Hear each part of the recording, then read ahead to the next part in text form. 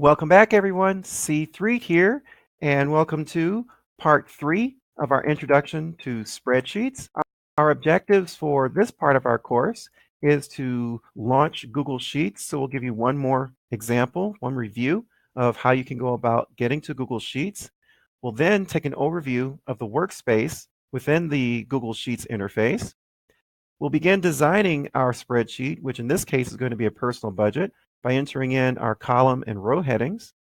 And then finally, we'll start putting in values for each record that's associated with our budget.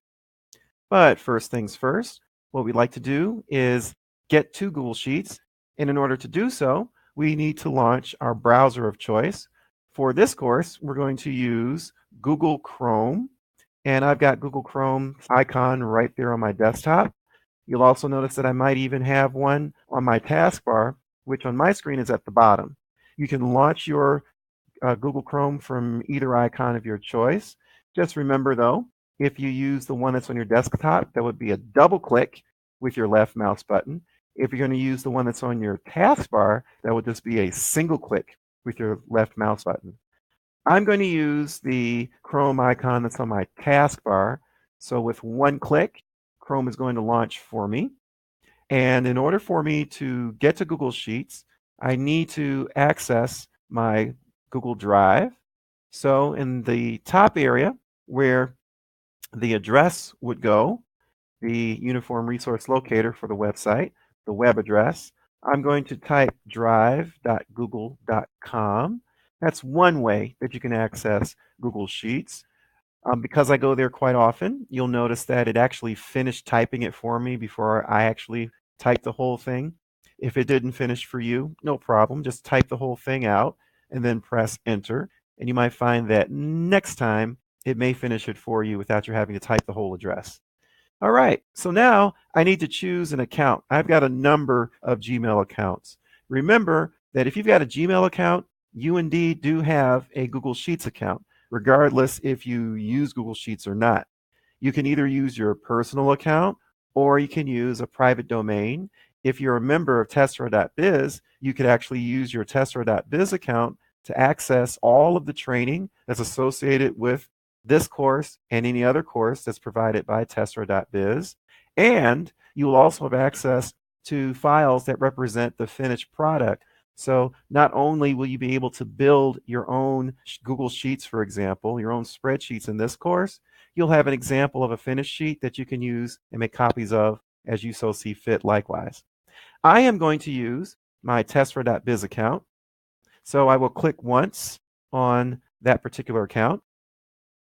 And now I need to put in my login credentials. In this case, it's just my password. So I'll put that in. And in a moment, I'll get to my home screen for Google Drive. And to get to Google Sheets, I need to find the New button, which is in the upper right-hand corner of the Google Drive workspace. With one click, it gives me a few options. The option that I want is Google Sheets. And that is how I will launch Google Sheets. One click of the left mouse button, and voila, I am in Google Sheets. I'll give it a moment to load. But in those steps, we have finished our first objective. You launch your browser, get to drive.google.com, click the New button, and then you'll see Google Sheets as an option. Now that we're in Google Sheets, let's take a brief tour of the workspace. You may be familiar with the items that you see at the very top of your screen, and in this case, my screen. These are the tabs that are open right now in my browser. I've got one tab for Google Drive, and I've got another tab for the current spreadsheet in Google Sheets that I'm working on. Our address bar is just beneath there, and I happen to have my toolbar just beneath that my bookmark bar. You might not have a bookmark bar activated, which is not necessary for this spreadsheet. But my Google Sheets interface starts where it says Untitled Spreadsheet. And here's where we're going to name this spreadsheet. I may mention that we're going to create a personal budget. So let's call this Personal Budget. As soon as you start typing, whatever you type is going to be put in that field. And when you're done typing, to let it know that, hey, I want to confirm this and move on to something else, one way to do that is to press Enter on your keyboard. And you might notice that it's saved real quick. All of the changes, everything that we're doing is being saved in Google Drive, which is a part of Google's cloud. What you're working on is not saved to your computer. You don't have to worry about saving it to your computer, nor do you have to worry about telling it to save to Drive because it's going to automatically save as we go along.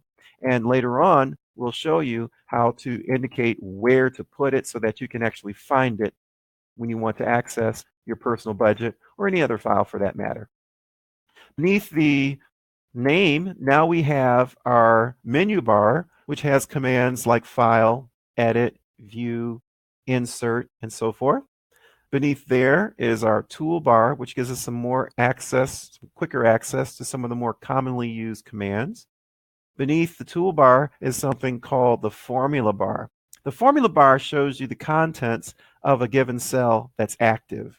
So it can only show you the contents of one cell at any given time, and that's the active cell. In this case, the active cell is this blue cell that you see. I'm saying blue, it's blue for me. The outline of the cell, the borders, have this thick border that makes it look different than any of the other cells in this grid that we see. It also has a little square in the lower right-hand corner of the cell, which we'll show you what that does later on in the course. So every cell has a name. The name is comprised of the column that it's in. Our columns are designated with letters like A, B, C, and D, and the row that it's in. Our rows, as you can see in the far left-hand side, are numbered 1, 2, 3, 4, and so forth. So right now, the active cell is A1. That's the cell that anything, the data would appear in, I should say, if I were to type anything at this present time. So in part 2, we discussed how you would go about designing your spreadsheet. You want to kind of get an idea as to what you want your spreadsheet to look like before you start working in the program itself. So we did a little diagram in part 2 for personal budget where we indicated that we're going to track our budget on a monthly basis, and we want to track the items that are associated with our budget. That'll include income as well as expenses. So we'll go now to our next objective. Now that we've gone through the workspace, let's talk about the row headings and the column headings that we're going to use. We'll start with the column headings. The column headings will be at the top of a given column, and each column heading gives us an idea as to a field, if you will, that's important to have information for each individual record. So for our spreadsheet, what I like to do is I'd like to have each quarter and each month identified. So what we'll do first is make sure cell A1 is selected. And I'm going to do something kind of weird. I want to leave a little space between the top of the spreadsheet and where the budget's going to start so I can put some extraneous things. So I'm actually going to start my spreadsheet at cell A3. If I click once right inside of cell A3, and you'll see that my mouse is blinking there, I just clicked once on it. That's now the active cell. And this first column is just going to track all of the items that are associated with our budget. So I'm going to type the word items, and I'm going to turn on my caps lock there. ITEMS, items. Once I've typed the word items, I'm going to press tab on my keyboard. I'm pressing tab because I want to confirm the entry that I've typed in cell A3, and I want to move over one cell to the right so I can type in cell B3. Remember, each cell has a name. It's the column letter followed by the row number. In cell B3, I'd like to type January because I want to know how much I'm either making or spending in the month of January. And once I've done that, I'm going to hit tab again. And let's say if I wanted to put in the next month, I could do so. I could type February, but I'm going to show you a quick trick. There's a built-in list with all the months, and we're going to use a feature called Autofill to get that list to go in the places where we want for the months to show. To use Autofill, you just click once on the cell that has one of the values that would be in the list. In this case, that would be cell B3 because that has the word January in it. I know it has January in it because not only do I see it inside of cell B3 in the grid, it's also located in the formula bar. Remember, the formula bar shows you the true contents of every cell. All right, so I am interested in actually tracking my budget for the full year. So I want to get every month from January all the way out to December, and we're going to use Autofill to save us a little work. There's a little square in the lower right-hand corner of your cell, in this case B3, that's active, that has the word January in it. If I place my mouse directly on that little square, my mouse cursor looks like a real thin crosshair, like a plus sign, a thin plus sign. That little square is referred to as the autofill handle.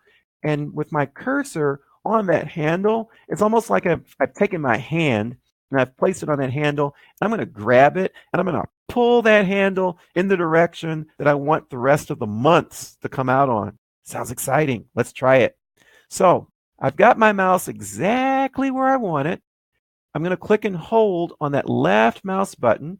You'll see on my screen, whenever I click something, a big circle appears just to let you know where I've clicked. Now I'm going to start dragging my mouse over to the right, and you'll see there comes a point where there's a dotted outline that starts to follow my mouse. That dotted outline is indicating, if I were to let go, what cells would contain the data that's going to be automatically filled in.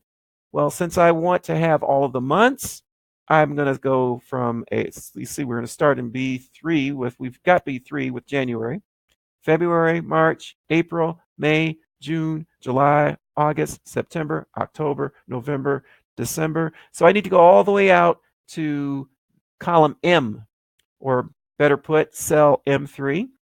Once my mouse is within that cell, and the cell has that dotted outline around it, if I let go, voila, my months just popped out. Again, that's called autofill.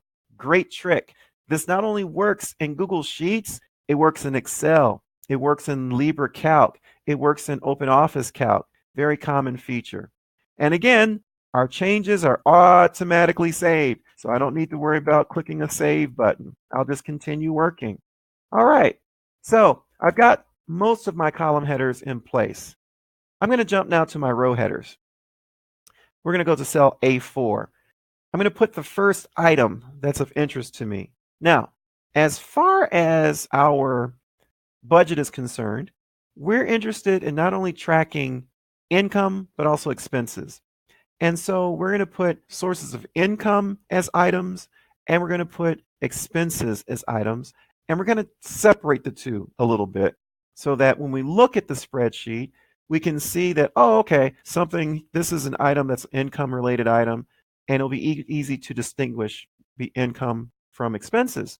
So I'm going to put a little subheading here called sources of income. And then I'm going to press enter. I'm pressing enter because I want to confirm my entry and move down to the next cell, which happens to be A5. And let's just say we've got two sources of income. We have our job. Let's say I'm just going to call it job 1. Let's say after you type in job 1, you press enter. Let's say I've got another job. We'll say job 2. Okay. I'll press enter there. And let's say we also have invested in stocks. So I'm going to have stock 1. And let's say I have two types of stocks, two companies I've invested in. So at this point, I've got job 1, job 2, stock 1, stock 2. I have 4 sources of income, and I have a little subheading in cell A4 labeled sources of income. Right now I'm in cell A9. This is where we're going to start our sources of expenses. So I'm going to type another little subheader, sources of expenses. And I'm going to press enter. My expenses would include anything I spend money on. It could be bills, it could be groceries, it could be anything, gifts that I buy, whatever the case may be. The idea is to list as many of your sources of expenses as possible. So we're going to list quite a few, but we're going to be very generic. And you can always change these values in the spreadsheet to meet your actual expenses. So right now I'm just going to put bill 1. Press enter, bill 2, press enter one more time. I want to put a few more bills here, but I'm going to use this autofill thing to show you another quick shortcut. I'm going to highlight both cells that contain bill 1 and bill 2. In this case, we're looking at cells A10 and A11. The way that you highlight cells is that you take your mouse and you click and hold it with inside the first cell that you want selected, and then you drag until the highlight extends to all of the cells that you want selected in a range. In this case, this is what we call a contiguous range. It's an unbroken range, a continuous range of cells. You'll notice that I've got B1, or excuse me, A10 and A11 highlighted nicely. And remember that autofill handle that we have, that little square that's in the lower right-hand corner of the cells we have selected? I'm going to click and hold on that, and let me drag down 1, 2, 3, 4, 5, 6, 7 cells. And what you'll notice is on my screen, it's giving me bill 1, bill 2, bill 3, bill 4, bill 5, bill 6, 7, 8, 9. What we did was when we put in bill 1 and bill 2, we actually established a pattern. And we highlighted both cells to indicate what the pattern was. And then we extended that down through the next 7 or so cells, and it basically kind of copied that pattern. The pattern is that the cell containing the word bill followed by a number. And since this program likes numbers, it kind of knows how to count a little bit, provided, of course, that you define the pattern. So it knew that we wanted to put bills 3 through 9 in cells A12 through A18. Pretty nice trick, huh? And remember, it's automatically saved in the drive. So all of these changes are official. Okay. So I'm going to scroll back up so I can see my January cell, which again is cell B3. Let's start putting in some of our records. So now we've got some of our row headings, we've got some of our column headings. Now let's put in some records. In this case, the records are basically the values associated with each job as well as each expense. The first job, job 1, what I made in January, should be put within cell A5. So I'm going to click once in cell A5. And here's a note. Now, the way that this is looking right now doesn't look real great aesthetically speaking. Let's not worry about how it looks. Let's get the data in place, and then later on in our course, we'll show you how to make the data look good. But right now, we just want to get the data in. So let's say from this job, every month we get paid a salary for job 1, and let's say that we make $1,500 a month. Well, I'm going to put in the $1,500 for January, and I'm going to press enter. The reason I'm pressing enter is because I put in the 1,500 and I want to confirm my entry to make it official.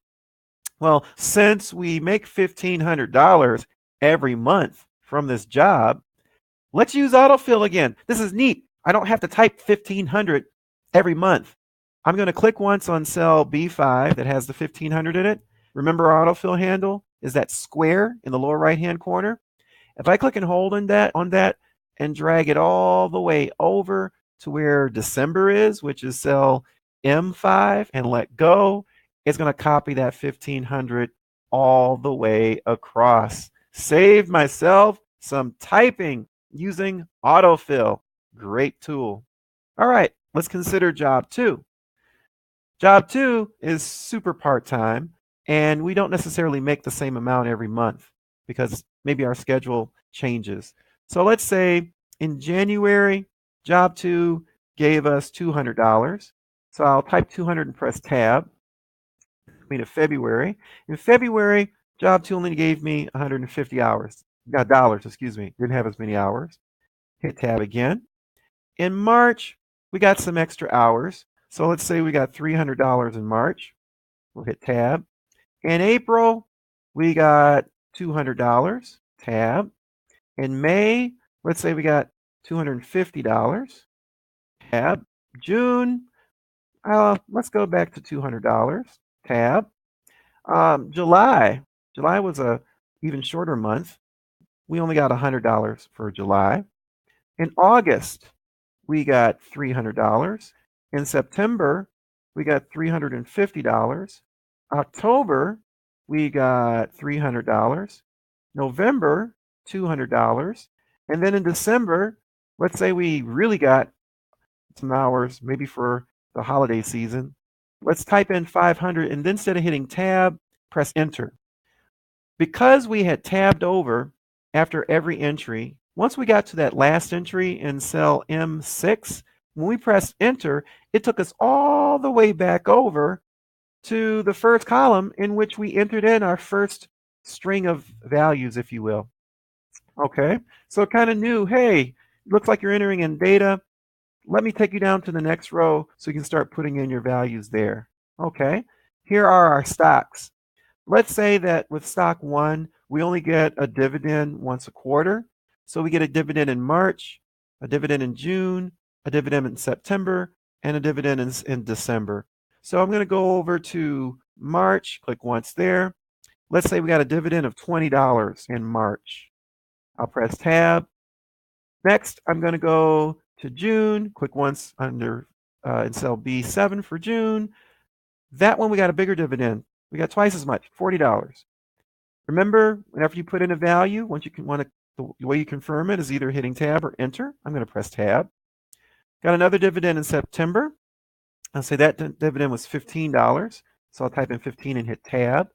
And then December, we got a dividend of $50. So I'll click in cell M7, put in the 50, and then I'm just going to press enter. And so forth. All right. Stock number 2, we only got one dividend, and that dividend came in August, and it was $200.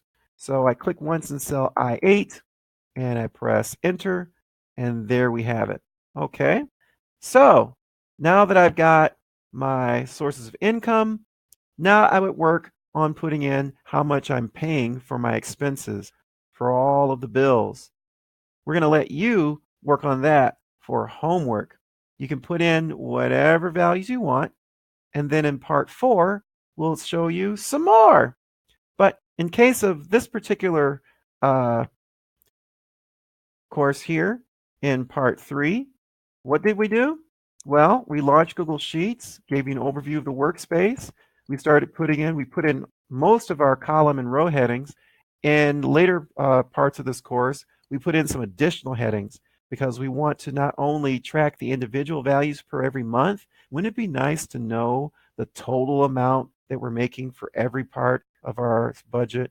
What are we making for the whole year, say, for example, from job number 1, from job number 2? What's our total income? How much are we paying in total for these bills? Not only do we want to know our totals, we want to know our averages. We want to know our percentages. What percent of our expenses, for example, would one of those bills encompass? So we can actually put in some additional column and row headings that's going to give us some much more needed information. We'll even know, for example, how much we made in January, how much we spent in January, and we can even look at that from a quarter perspective as well. Then we started putting in the values for our records. In this case, we're putting in the amount that we made from each job, from each source of income, from each source of expenditure for every month. Okay, so what we'll do going on in this particular course is we'll pick up where we left off. We also taught you about the autofill handle. We'll use that some more in part 4. And we have so much more that we want to share with you. But to get more, you got to become a member. So you can go to Tezra.biz and sign on for your membership, and you'll see how we can finish this particular spreadsheet, get it looking the way that we want it to look, as well as how we can do other things as well. So we hope you enjoyed today's video. Please let us know if you liked it. Give us a like. Share it with those who you think might benefit from such training. And also, please subscribe so that you'll get notifications as to when new videos come out that's associated with Tessera.biz training. Thank you for joining us. C3 here. And remember, stay connected. Until next time.